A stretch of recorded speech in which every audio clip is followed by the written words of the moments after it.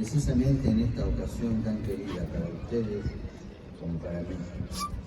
En la casa de Joaquín y Ana, el pequeño Jesús conoció a sus mayores y experimentó la cercanía, la ternura y la sabiduría de los abuelos.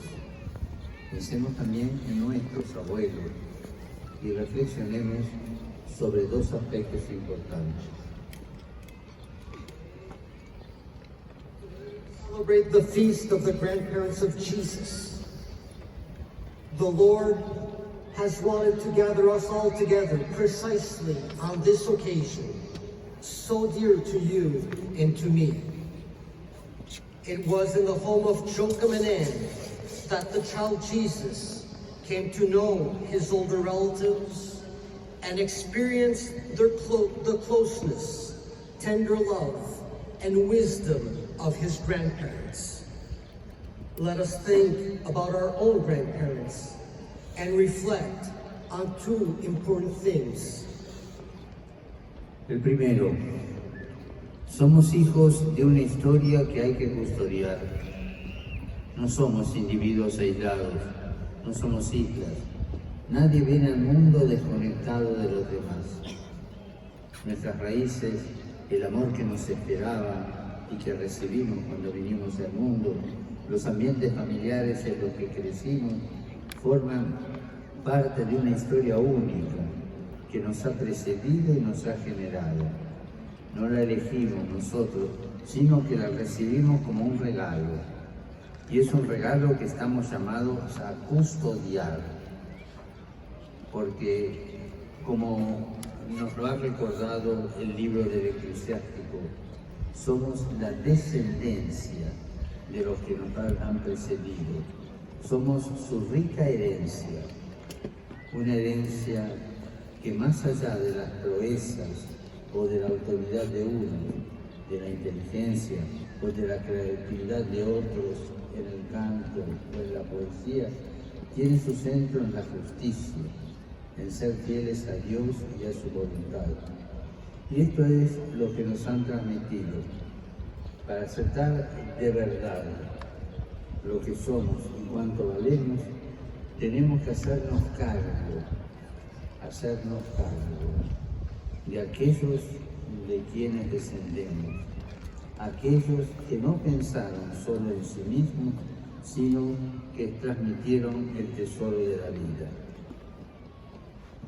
Estamos aquí gracias a nuestros padres, pero también gracias a nuestros abuelos, que nos hicieron experimentar que somos bienvenidos en el mundo. A menudo fueron ellos los que nos amaron sin reservas y sin esperar nada de nosotros. Nos tomaron de la mano cuando teníamos miedo, nos tranquilizaron en la oscuridad de la noche, nos alentaron cuando a plena luz del día tuvimos que decidir sobre nuestra vida. Gracias a nuestros abuelos recibimos una caricia de parte de la historia, caricia que nos precedió, historia que nos precedió.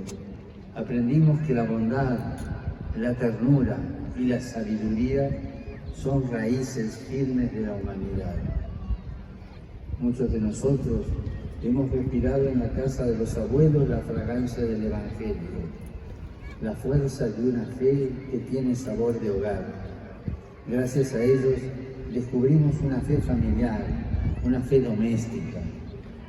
Sí, es así, porque la fe se comunica esencialmente así, se comunica en lengua materna, se comunica en dialecto, se comunica a través del afecto y el estímulo, el cuidado y la cercanía. First of all, we are children of a history that needs to be preserved. We are not isolated individuals, nor islands. No one comes into this world detached from others. Our roots, the love that awaited us and welcomed us into the world, the families in which we grew up, are part of a unique history that preceded us and gave us life. We did not choose that history. We received it as a gift, one that we are called to cherish. For as the book of Sirach reminds us, we are descendants of those who went before us.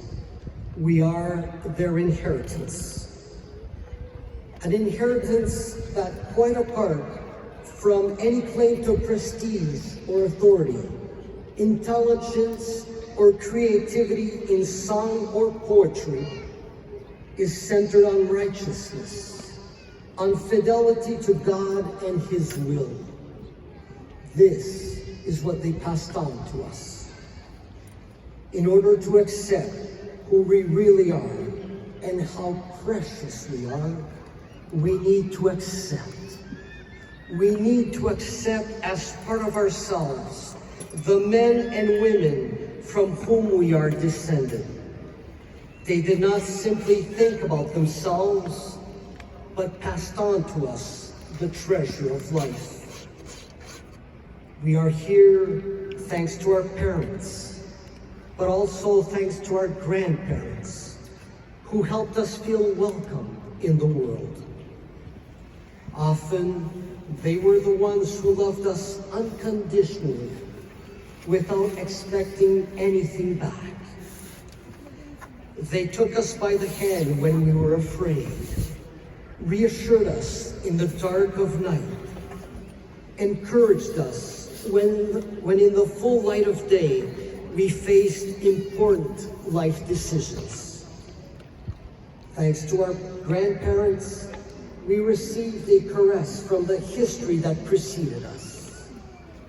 We learned that goodness, tender love, and wisdom are the solid roots of humanity. It was in the homes of our grandparents that many of us breathed in the fragrance of the gospel, the strength of a faith which makes us feel at home.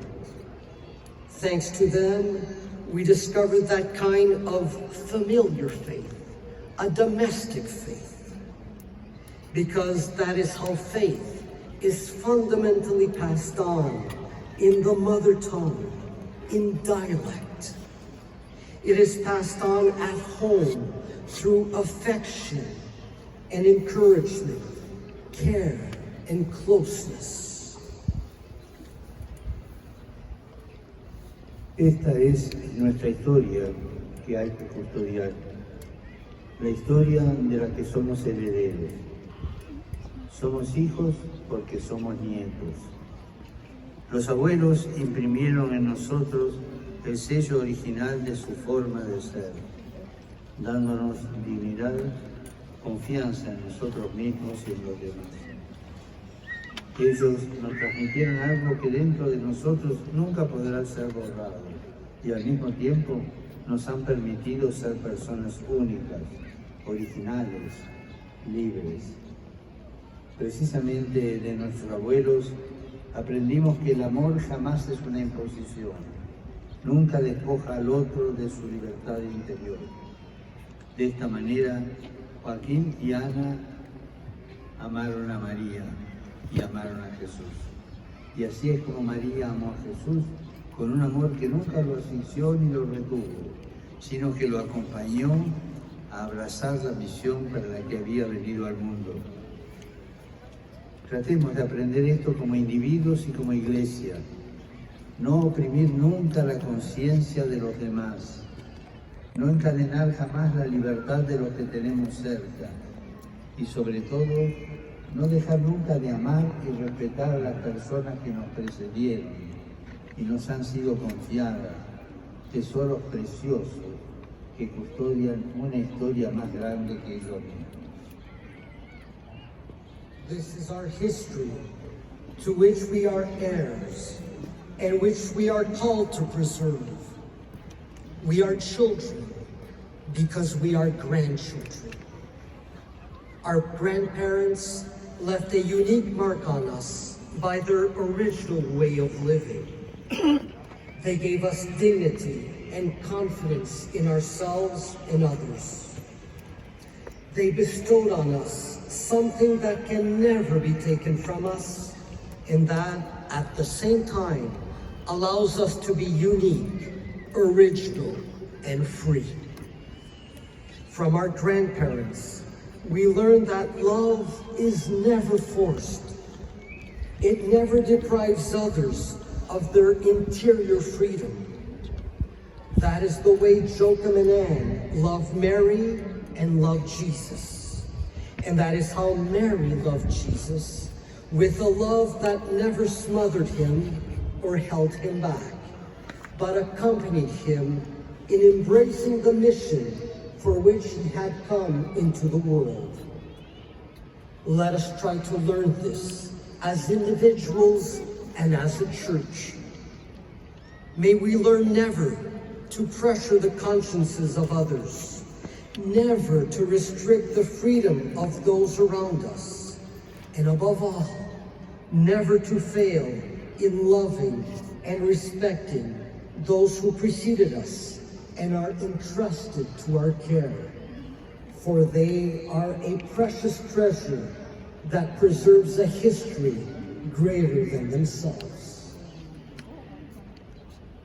Custodiar la historia que nos ha generado, nos dice el libro del Eclesiástico, significa no empañar la gloria de nuestros antepasados, no perder su recuerdo, no olvidarnos de la historia que dio a luz nuestra vida, acordarnos siempre de aquellas manos que nos acariciaron y nos tuvieron en sus brazos, porque es en esta fuente donde encontramos consuelo en los momentos de desánimo, luz en el discernimiento, valor para afrontar los desafíos de la vida.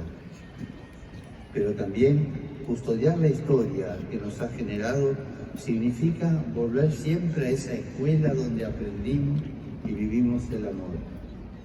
Ante las decisiones que tenemos que tomar hoy, significa preguntarnos qué harían los mayores más sabios que hemos conocido si estuvieran en nuestro lugar. ¿Qué nos aconsejan o nos aconsejarían nuestros abuelos y bisabuelos? The book of Sirach also tells us that preserving the history that gave us life does not mean obscuring the glory of our ancestors. We should not lose their memory, nor forget the history that gave birth to our lives. We should always remember those whose hands caressed us and who held us in their arms. For in this source, we can find consolation in moments of discouragement, a light to guide us, and courage to face the challenges of life.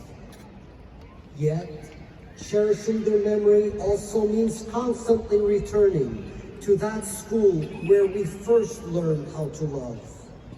It means asking ourselves, when faced with daily choices, what the wisest of the elders we have known would do in our place.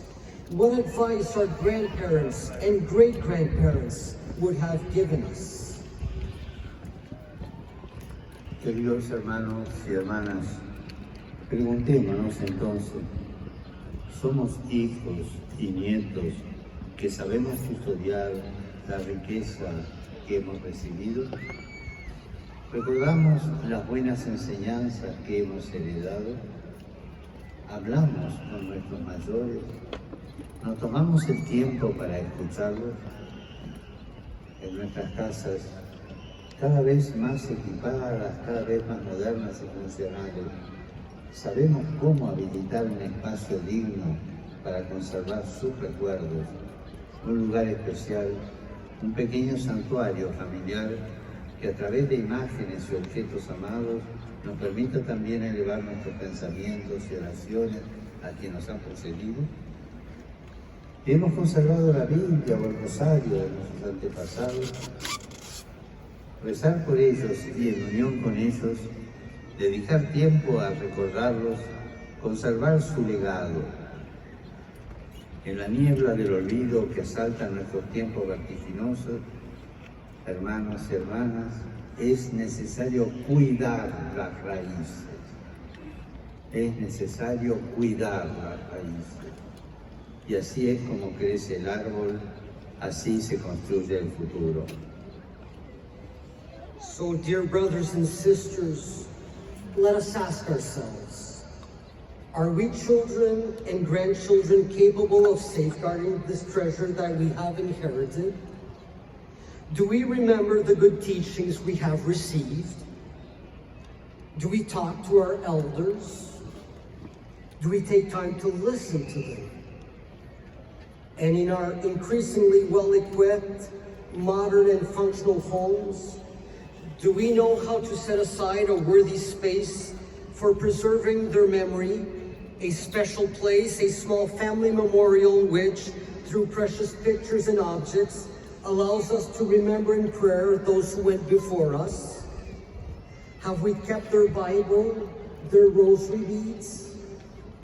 In the fog of forgetfulness that overshadows our turbulent times, it is essential to cultivate our roots. It is essential to cultivate our roots, to pray for and with our forefathers, to dedicate time to remember and guard their legacy. This is how a family tree grows. This is how the future is built. Reflexionamos ahora sobre un segundo aspecto. Además de ser hijos de una historia que hay que custodiar, somos artesanos de una historia que hay que construir. Cada uno de nosotros puede reconocer lo que es, con sus luces, sus sombras, según el amor que ha recibido o le ha faltado. El misterio de la vida humana es este. Todos somos hijos de alguien. Fuimos generados y formados por alguien. Pero cuando nos hacemos adultos, estamos también llamados a generar, a ser padres, madres y abuelos de alguien más. Así pues, viendo a la persona en que nos hemos convertido, ¿qué queremos de nosotros mismos? Los abuelos de los que procedemos, los mayores que soñaron, esperaron y se sacrificaron por nosotros, nos plantean una pregunta fundamental. ¿Qué tipo de sociedad queremos construir? Hemos recibido tanto de manos de los que nos han precedido. ¿Qué queremos dejar en herencia a nuestra posteridad? ¿Una fe viva o una fe al agua de rosas? ¿Una sociedad basada en el beneficio individual o basada en la fraternidad? ¿Un mundo en paz o un mundo en guerra? ¿Una creación devastada o un hogar todavía acogedor? Think of the second important thing. In addition to being children of a history that needs to be preserved, we are the authors of a history yet to be written. Each of us can recognize ourselves for who and what we are, marked by both light and shadows, and by the love that we did or did not receive. This is the mystery of human life. We are all someone's children, begotten and shaped by another. But as we become adults, we too are called to give life, to be a father, a mother, or grandparent to someone else. Thinking about the people we are today, what do we want to do with ourselves? The grandparents who went before, the elderly who had dreams and hopes for us and made great sacrifices for us, ask us an essential question. What kind of a society do you want to build? We received so much from the hands of those who preceded us. What do we, in turn, want to bequeath to those who come after us? Rosewater, that is a diluted faith, or a living faith? A society founded on personal profit or on fraternity? A world at war or a world at peace? a devastated creation, or a home that continues to be welcoming. Y no olvidemos que en este movimiento de vida, pues va desde las raíces hasta las ramas, las hojas y las flores y los frutos del árbol. La verdadera tradición se expresa en esta dimensión vertical, de abajo para arriba. Tengamos cuidado de no caer en la caricatura de la tradición que no se mueve en una línea vertical de las raíces al fruto, sino en una línea horizontal, adelante atrás, que nos lleva a la cultura del retroceso como refugio egoísta y que no hace más que encasillar el presente y preservarlo en la lógica del siempre se hizo así. Let us not forget that the life-giving sap travels from the roots to the branches, to the leaves, to the flowers, and then to the fruit of the tree. Authentic tradition is expressed in this vertical dimension, from the bottom up. We need to be careful lest we fall into a caricature of tradition, which is not vertical, from roots to fruits, but horizontal, forward and backward. Tradition conceived in this way only leads us to a kind of backwards culture, a refuge of self-centeredness, which simply pigeonholes the present, trapping it within the mentality that says, we've always done it this way. En el Evangelio que hemos escuchado, Jesús dice a los discípulos que son dichosos porque pueden ver y oír lo que tantos profetas y justos desearon ver y oír. Efectivamente, muchos creyeron en la promesa de Dios de la venida del Mesías, le prepararon el camino, anunciaron su llegada. Sin embargo, ahora que el Mesías nos ha llegado, los que pueden verlo y oírlo están llamados a acogerlo y a anunciarlo. In the gospel we just heard, Jesus tells the disciples that they are blessed because they can see and hear what so many prophets and righteous people could only hope for. Many people had believed in God's promise of the coming Messiah, had prepared the way for him, and had announced his arrival. But now that the Messiah has arrived, those who can see and hear him are called to welcome him and proclaim his presence in our midst. Hermanos y hermanas, esto también vale para nosotros. Nuestros predecesores nos transmitieron una pasión, una fuerza y un anhelo, un fuego que nos corresponde reavivar. No se trata de custodiar cenizas, sino de reavivar el fuego que ellos encendieron. Nuestros abuelos y nuestros mayores deseaban ver un mundo más justo, más fraternal, más solidario y lucharnos por darnos un futuro. Ahora nos toca a nosotros no decepcionarlos. Nos toca hacernos cargo de esta tradición que recibimos, porque la tradición es la fe viva de nuestros muertos. Por favor, no la convirtamos en tradicionalismo, que es la fe muerta de los vivientes, como dijo un pensador. Respaldados por ellos, por nuestros mayores, que son nuestras raíces, nos corresponde a nosotros dar fruto. Nosotros somos las ramas que deben florecer y producir nuevas semillas en la historia. Así pues, hagámonos una pregunta concreta. Ante la historia de salvación a la que yo pertenezco y frente a quienes me han precedido y amado, ¿qué hago? Si tengo un papel único e insustituible en la historia, ¿qué huella estoy dejando en mi camino? ¿Qué estoy haciendo? ¿Qué estoy dejando a los que me siguen? ¿Qué estoy dando de mí? Muchas veces la vida se mide por el dinero que se gana, por la carrera que se realiza, por el éxito y la consideración que se recibe de los demás. Pero estos no son criterios generativos. La pregunta es, estoy generando vida, estoy difundiendo en la historia un amor nuevo y renovado. Anuncio el Evangelio allí donde vivo, sirvo a alguien gratuitamente como hicieron conmigo los que me precedieron. ¿Qué estoy haciendo por mi iglesia, por mi ciudad, por mi sociedad?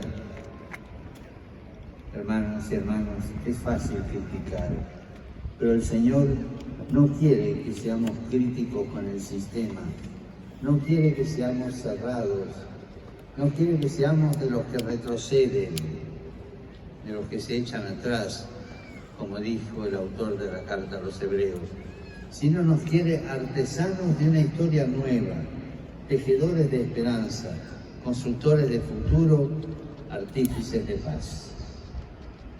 Brothers and sisters, this also applies to us. Those who preceded us have passed on to us a passion, a strength, and a yearning, a flame that it is up to us to reignite. It is not a matter of preserving ashes, but of rekindling the fire that they lit. Our grandparents and our elders wanted to see a more just, fraternal, and solidary world, and they fought to give us a future. Now it is up to us to not let them down. It is up to us to take charge of this tradition that we have received, because tradition is the living faith of our dead. Please, we must not turn it into traditionalism, which is the dead faith of the living, as an author once said. Sustained by those who are our roots, now it is our turn to bear fruit. We are the branches that must blossom and spread new seeds of history. Let us ask ourselves then a few concrete questions. As part of the history of salvation, in the light of those who went before me and loved me, what is it that I must now do? I have a unique and irreplaceable role in history, but what mark will I leave behind me? What am I doing? What am I passing on to those who will come after me? What am I giving of myself? Often, we measure our lives on the basis of our income, our type of career, our degree of success, and how others perceive us. Yet, these are not life-giving criteria. The real question is, am I giving life? Am I giving life? Am I ushering into history a new and renewed love that was not there before? Am I proclaiming the gospel in my neighborhood? Am I freely serving others the way those who preceded me did for me? What am I doing for our church, our city, our society?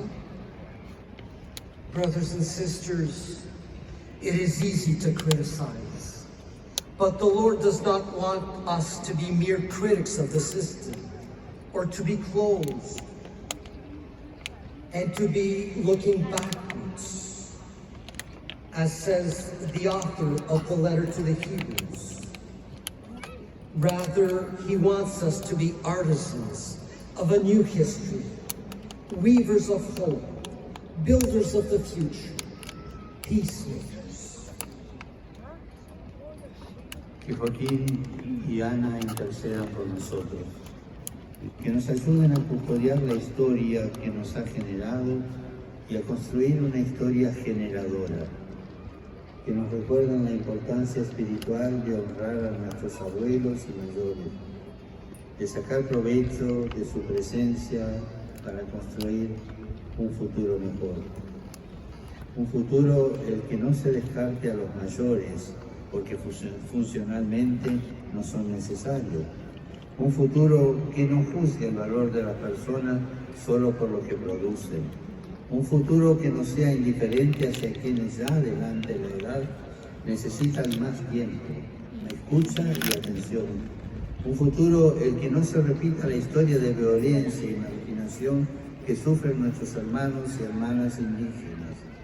Es un futuro posible si con la ayuda de Dios no rompemos el vínculo con los que nos han precedido y alimentamos el diálogo con los que vendrán después de nosotros, jóvenes y mayores, abuelos y nietos, juntos. Vayamos adelante juntos, soñemos juntos y no olvidemos el consejo de Pablo a su discípulo Timoteo. Acuérdate de tu madre y de tu abuela.